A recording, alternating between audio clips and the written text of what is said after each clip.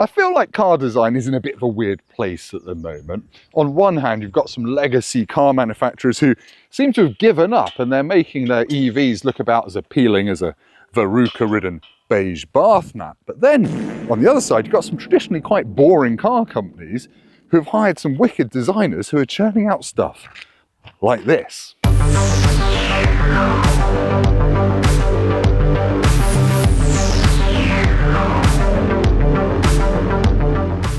This then is the Hyundai Inster, and apparently it's everything we've been crying out for. It's a tiny bijou EV that can apparently travel up to 223 miles on a charge. It's got a clever interior that maximizes space. It's got loads of technology. So what's the catch? Well, it's not quite as affordable as we'd initially hoped. An entry-level 01 version of the Inster costs £23,500, and this mid-spec 02 is knocking on the door of £27,000. That's enough to buy you an entry-level but bigger Ford Puma, which interestingly is the car Rebecca Jackson has tattooed on the inside of her eyelid. Puma, Puma, Puma, Puma, Ford Puma, Ford Puma, Ford Puma, Ford Puma, Puma, Ford Puma.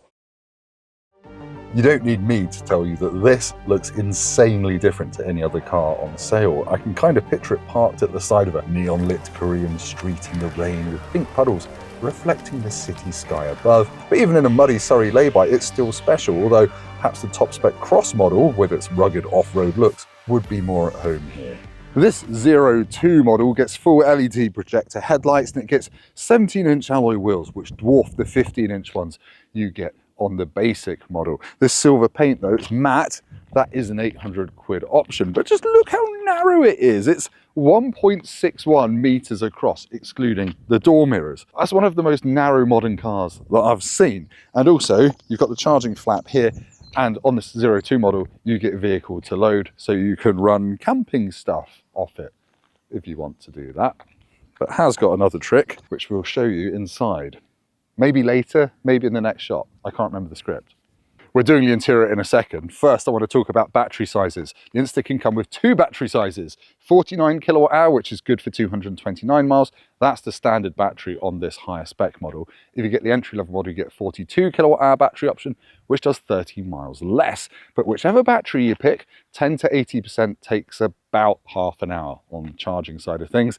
85 kilowatts is the fast charging speed on this bigger battery. Now, the other thing to note, if you get the bigger battery version, it's more powerful. It's got 115 horsepower going to the front wheels. It's just under 100 horsepower if you get the smaller battery. I think I've finally remembered all of that. The other thing, it's 3.84 meters long. That's somewhere in between a Volkswagen Up, which is 3.5, and a Volkswagen Polo, which is 4 meters long. So it is properly dinky. I love it. And it also only weighs 1.4 tons, which in the days of EVs is pretty lightweight. And that does come across in the efficiency, which I'll talk about in the driving bit. Can I have a round of applause for remembering all those numbers? Because that was pretty hard for my tiny, tiny brain. I really love the interior of the Inster. It's spacious, it's different, and it's got some clever features, which we'll get onto in a second. But it's also the reason why I think this car costs 27 grand and why you might think that's a lot for a small car. And that's basically because it's got most of the tech of Hyundai's bigger Ioniq 5. It's got the same gear shifter, it's got radar cruise, it's got a full suite of driving assistance systems, it's got heated steering wheel, it's got heated seats, it's got Apple CarPlay and Android Auto, but this infotainment system's running Hyundai's old software. So you've got to plug in to use Apple CarPlay and Android Auto, which is a bit rubbish. But otherwise, lots of physical buttons. I love that. It's got reversing camera as standard on this 2 model. You can get a 360 camera on the top spec cross model. I've got a wireless charger down here. I've also got a 3-pin socket and a pretty decent sized glove box as well. Only real downsides, apart from having to plug in for that stuff, is it is plasticky like a small car normally is. So you're paying 27 grand and you're getting some hard plastic. Now, don't get me wrong, I love the cloth seats and the armrest is a little bit funky, but also really comfortable. We've got big cup holders down here. It is great in here, but its party trick is what you can do from the back. I worded that incorrectly. The Inster might be little on the outside, but it is massive back here. I'm 6'3", and I fit in the back of it without any drama whatsoever. Look, that is my driving position, and I've got more knee room than in something like a Ford Puma. I've also got loads of headroom. The only thing I struggle with a bit is getting my feet under that seat in front. It's just about Okay, but yeah, it's only 2 seats back here, so this is a strict 4-seater, but a completely flat floor. The doors open nice and wide. My kids have loved getting in and out of this. It's been really easy for them. It's a shame the Isofix are kind of there, but they're sort of hidden behind a bit of cloth that's a little bit hard to worm your way past. There's a single USB-C down there. The downsides, really, are the door bins. They're absolutely tiny, and that's a problem that I forgot to mention up front as well. Really small door bins. You can't get a drink spot in them. A few papers or bags of sweets will be your limit. Let's show you what this can actually do though, once I've whipped this out. It's quite cool. The Insta styling madness continues at the back with these light blocks here for the tail lights. The indicators are down here, and apparently, according to my cameraman, they do look a bit white when you're indicating. So you might be convincing people that you're actually reversing. But anyway, let's look in the boot. It's 238 litres, which is tiny. There's no way around it. That's a really small space. You're not going to fit a large suitcase in there, although there is some space under the floor for little bits and pieces. However, this model's trick is you can slide the back seats forward to give yourself 351 litres of boot space, which is much more agreeable, or you can fold them flat, or on this O2 model, you can fold every single seat in this car, flatter than my delivery in this entire video. That's pretty flat. Let me show you that. That rhymes. Ha! It rhymes. I'm a poet, but I don't know it. Right, on this 2 model, you can fold the front seats completely flat. I've got to do that one, and I've got to come around to the driver's side. There we go, chuck that down there. Pull this lever, slide it back. There we go, that's that one done. And then, around here, I'm gonna pull this. That's that one done. And then again, on this side. There we have it. All 4 seats are flat. You could take a mattress with you somehow. I don't know how you'd fit it in here to carry it, but you could put a mattress on top of this and sleep in it. You're a blow-up mattress.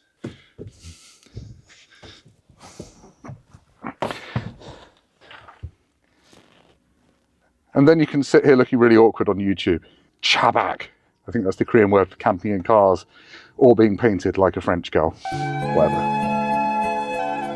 Hi, yes, we're going to go for a drive in the Hyundai Inster. And I said the door pockets are rubbish, but they're great for Nintendo Switch 2s. Anyway, let's get on with it. You twist that into D once you've actually turned the car on. It's going really well. And then off you go. Now, this is an incredibly easy car to drive. It's really easy to see out of as well.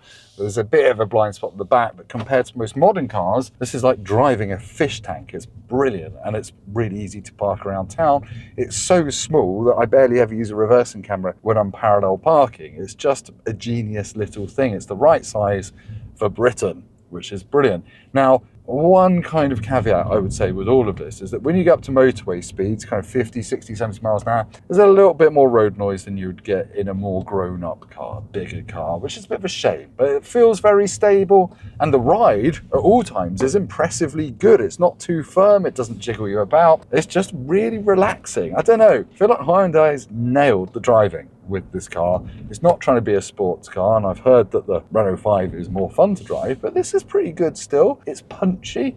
You've got 0 to 62 time of 10.6 seconds, which sounds slow, but when you're rolling at real world speeds, it's plenty of performance. It's just a joy. I've been kind of living with this for a week now, and I've been looking forward to using it for all manner of trips, even when I've got a car full of the family. We all fit in here. The kids really like it because they can see out and because it's got that flat floor. Look, there's a Honda E. That's the car that wishes it was one of these. That came 5 years too early and had about 100 miles of range. The real world range I've been getting from this is also very good. It's claimed 229 miles. I've calculated it based on my average, 220 miles of real world usable range. That's a mix of motorways and around town. I've been averaging 4.5 miles per kilowatt hour. So yeah, 220 miles of real world usable range from a car that's about as big as her shoebox and has very few flaws other than its price. But anyway, that sounds like a conclusion.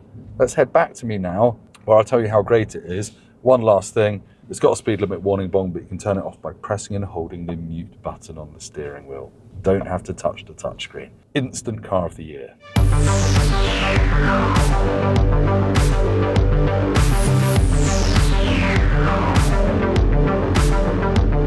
If you couldn't tell, I really like the Hyundai Inster. It's got this perfect blend of being small, having decent range, being comfortable to drive, not being compromised in terms of interior space, although the boot is very small. And it's just really very good. It's sort of a 9 out of 10, maybe getting close to a 10 out of 10 car. The only thing that would hold it back for me is the price new. But hey, if you want a small EV, go and check it out before this car comes and runs my cameraman over.